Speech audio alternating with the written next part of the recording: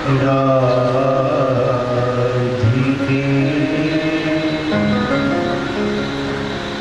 सुन लो मेरी पुकार,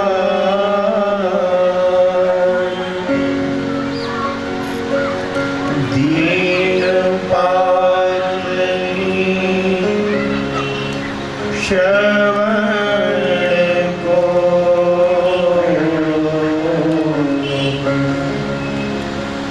को ना पालन।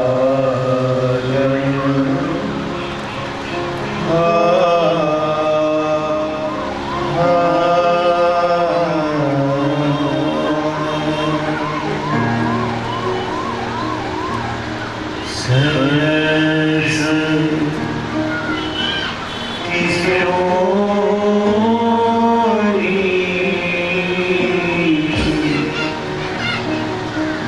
मयस की थोरी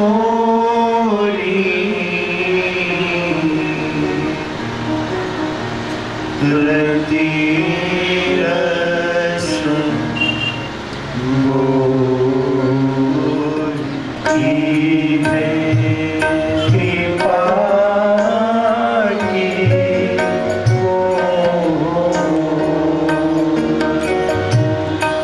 सरस किशोरी मयस की थोरी रति रस गोरी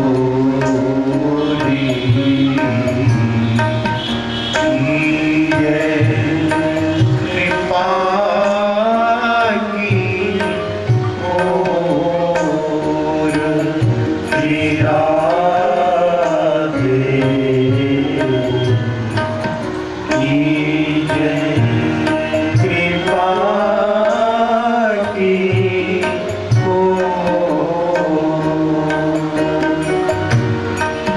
साधन ही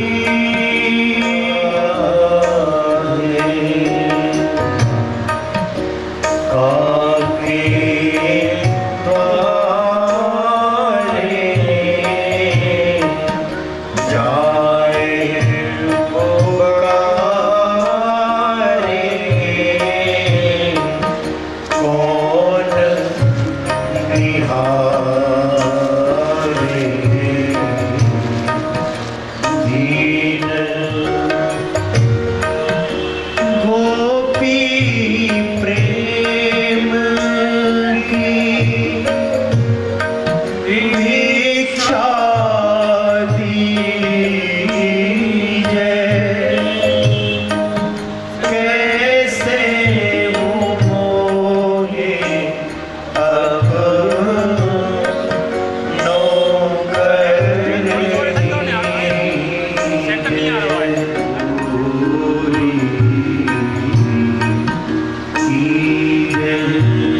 कृपा की ओर श्री राधे की जय। कृपा की ओर श्री राधे की जय। कृपा की ओर श्री राधे।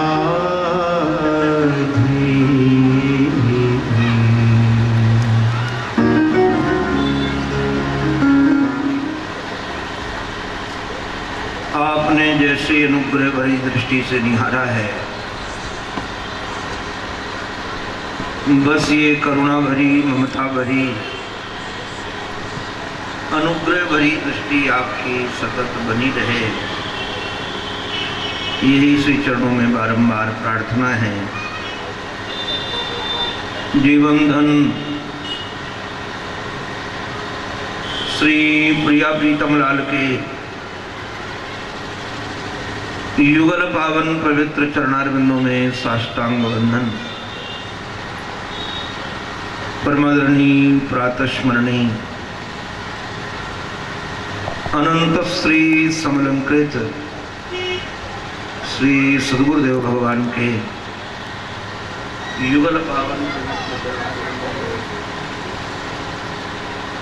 बारंबार प्रणिपात। परमादरणीय पूज्य विद्वत वृंद, भूदेव वृंद, हमारे आराध्य की कथा से अनुराग रखने वाले भक्त वृंद एवं मातृशक्ति, आप सबके रूप में अपने आराध्य की ही अनेकानेक आकृतियों का दीदार करता हुआ आप सबके भी पावन चरणों में मैं बारंबार वंदन करता हूँ।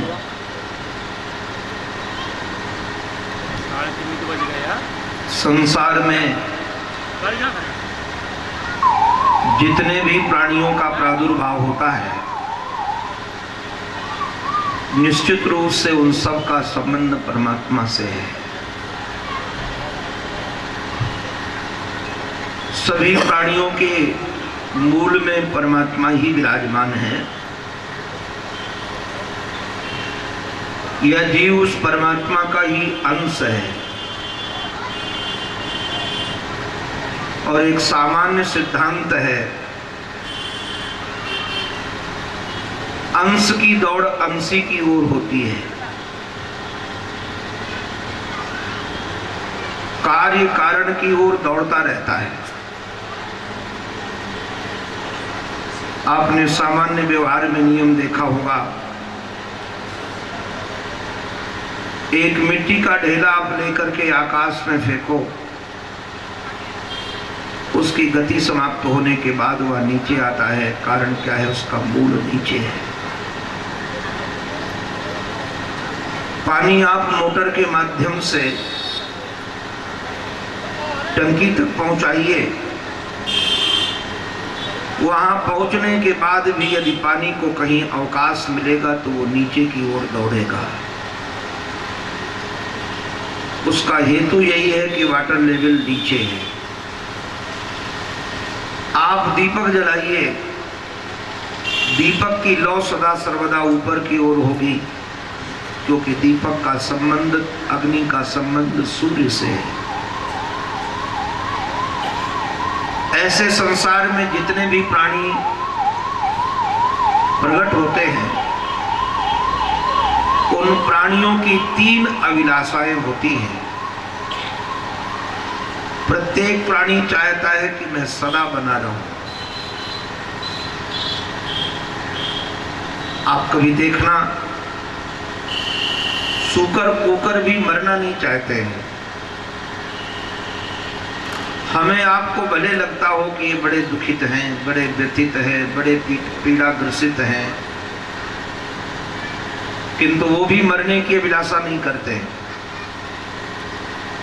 ये सत्य की कामना है, सदा रहने की इच्छा है। और प्रत्येक व्यक्ति ज्ञान की खोज में है।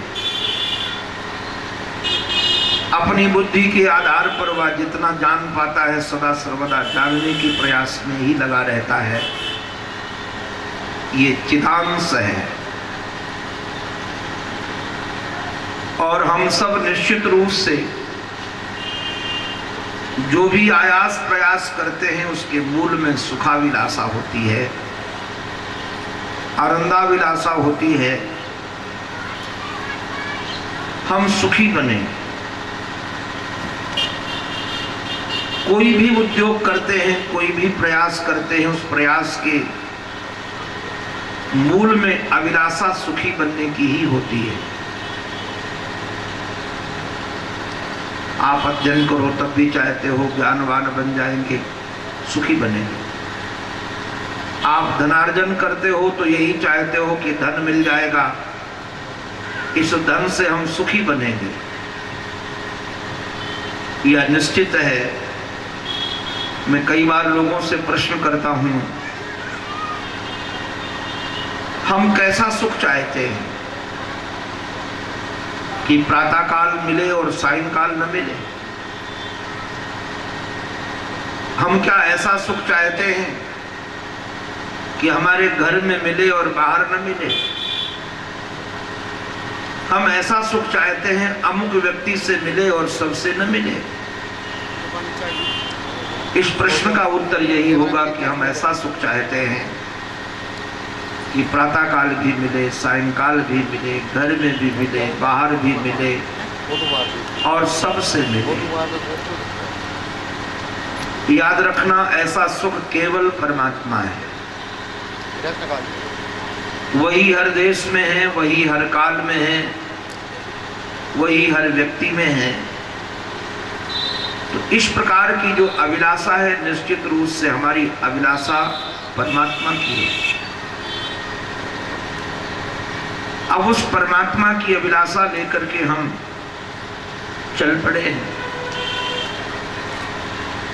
किंतु कई लोगों को, दार्शनिकों को लगता है कि वह परमात्मा शब्द में रहता है, स्पर्श में रहता है, रूप में रहता है, गंध में रहता है।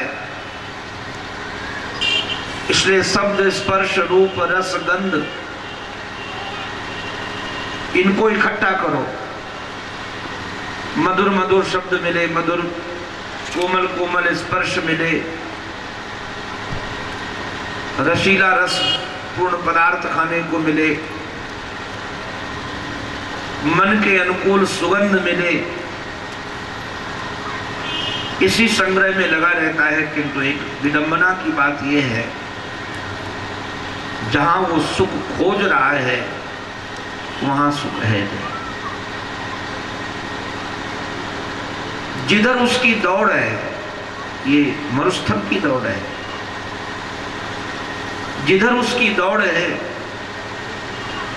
निश्चित रूप से वह उधर है नहीं जो पाना चाहता है। ये मृग मरीचिका के जल में फंसा हुआ जीव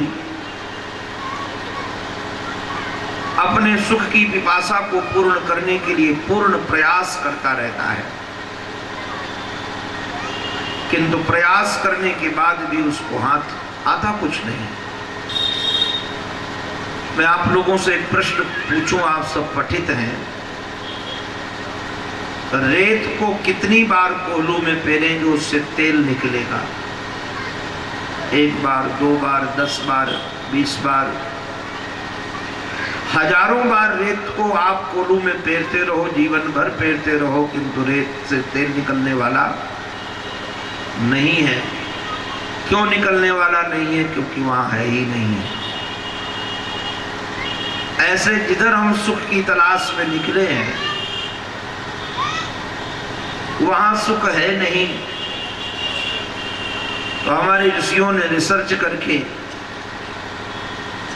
बताया कि ये सुख है कहां, सुख मिलेगा कैसे। उसी सुख की प्राप्ति के साधन बताए गए हैं वेद में, पुराणों में, रामायण में। और मुझे तो ऐसा लगता है कि जब जीव का भाग्योदय होता है, पुराणकार तो कहते ही हैं, भाग्योदय न बहुजन्म समर्जिते न सत्संगमम च लभते पुरुषो यदा वही। निश्चित रूप से वही, निश्चय न, निश्चित रूप से जब व्यक्ति के जीवन में भाग्योदय होता है, सच्चा भाग्योदय।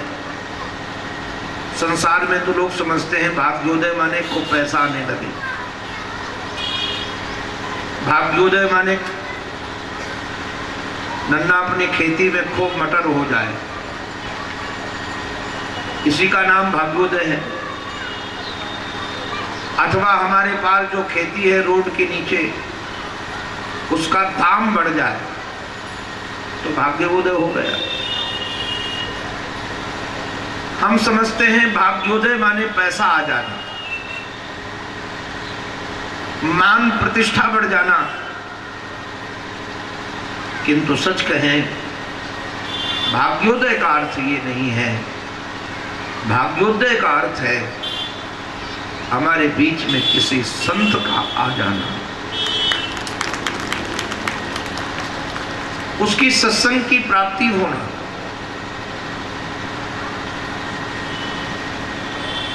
हमारे महाराजश्री के लाडले, मैं उनको हृदय से आदर करता हूँ और बचपन से ही घूमता रहता हूँ, अच्छे बुरे मध्यम सब लोगों से मिलता रहता हूँ। हजारों ब्राह्मणों से मिलना हुआ है, हजारों विद्वानों से मिलना हुआ है, हजारों संतों से मिलना हुआ है। इसलिए हमको व्यक्तियों की पहचान है। मुझे लगता है आज से 19 वर्ष पहले हमारी मुलाकात आदरणीय हमारे श्री प्रमोद उपाध्याय जी से हुई। ये तो हमारे महाराज जी के चरणों में करीब 32 वर्ष शायद परिचित होंगे, 33 वर्ष से। और यहाँ वो कई महात्माओं को लेकर आए, इस भूमि में कई संतों को लेकर के आए जो सामान्य पुरुषार्थ से नहीं लाए जा सकते थे, जिन्हें भगवान साकार मिले हों।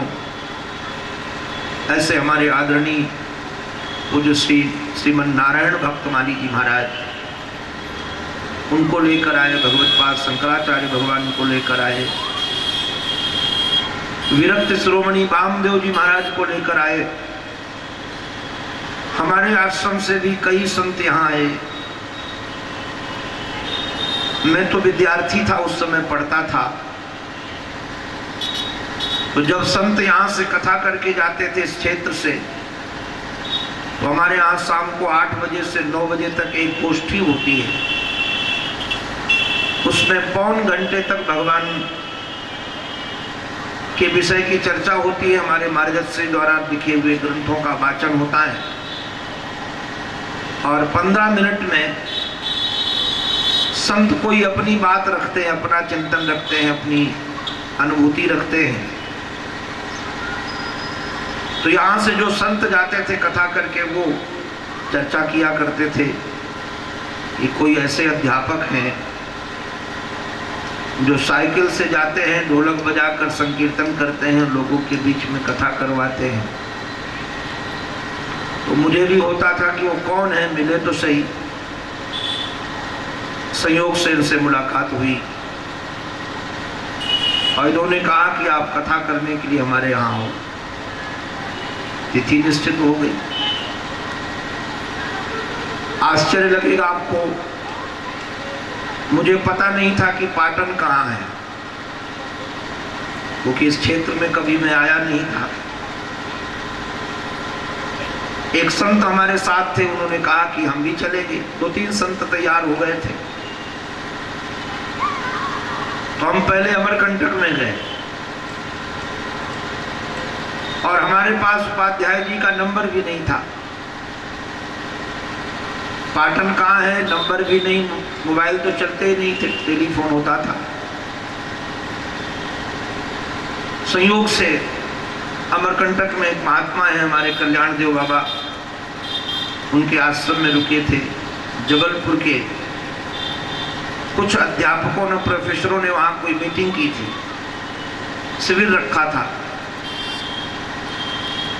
वो महात्मा जो हमारे साथ थे, हमारे महाराजश्री के शिष्य थे, वयोवृद्ध थे।